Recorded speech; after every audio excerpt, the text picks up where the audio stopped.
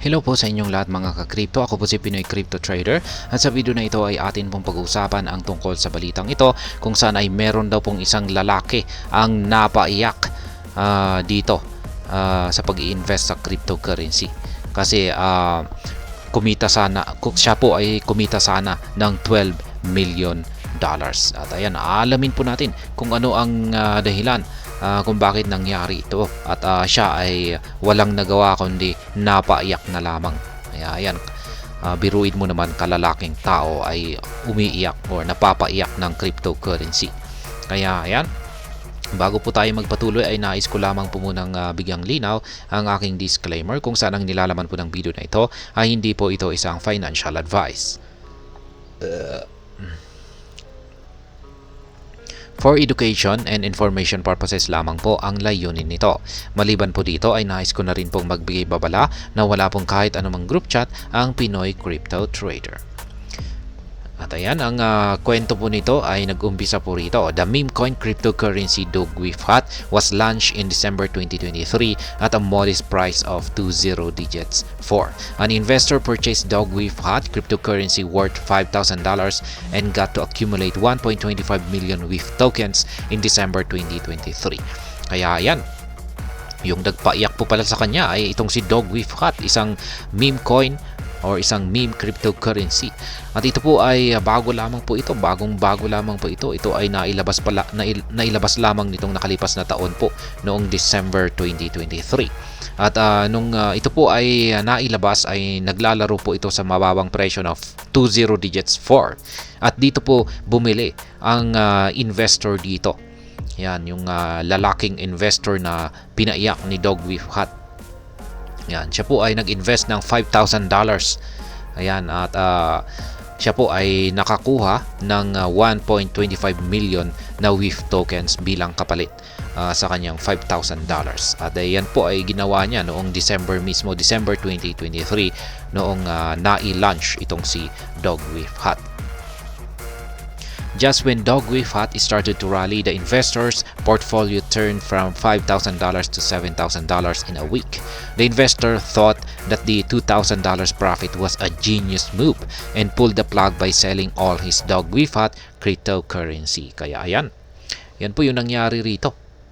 Sa loob lamang ng isang linggo ay yung $5,000 na investment ng investor na ito ay naging $7,000. Lumago ng $2,000. Yan, kumita po siya ng $2,000. At base po sa pananaw ng investor na ito noon, ay sa tingin niya ay isa raw itong genius move o isa itong magaling na pagtitrade. Yan, dahil nagawa niyang kumita ng $2,000. Kaya yan, nag-liquidate po siya. Binenta niya lahat ng kanyang nabiling mga Dogwifhat tokens. Ayan, nag-liquidate po siya. Ayan, at kinuha na po niya ang kanyang $2,000 na profit. To his surprise, WIF deleted all its zeros from January to April 2024 and touched an all-time high of $4.83 in March. If the investor had held on to WIF for just 3 months, his $5,000 investment could have turned into $12 million. All these life-changing profits would have been attained in less than 100 days of investment. Kaya ayan, yan po ang dahilan kung bakit napaiyak ang investor na ito, sapagkat pagsapit po ng buwan ng January to April 2024 ay dito po umangat ng napakataas na presyo itong si Dogwifhat at umabot po ito ng $4.83 nitong buwan ng Marso. Kaya yan, tinitignan po niya yung naging price performance ni Dogwifhat dito ay wala na po siyang nagawa kundi ang lumuha. Yan, lumuha at napaiyak siya ng napaiyak. Kaya ayan, kung ang investor po na ito ay nag-hold or tinuloy po niya na i-hold yung kanyang Dogwifhat maski sa loob lamang ng 3 buwan, ay yung kanyang $5,000 na puhunan dito ay sana ay naging $12 million ito ngayon. Kaya ayan, kung yan po talaga ang nangyari ay naging milyonaryo siya sa loob lamang ng hindi lalampas sa 100 araw. Kaya ayan, labis po siya na napaiyak dahil sayang pinagpalit niya yung kanyang yung $2,000 na kita sa $12 million na kita.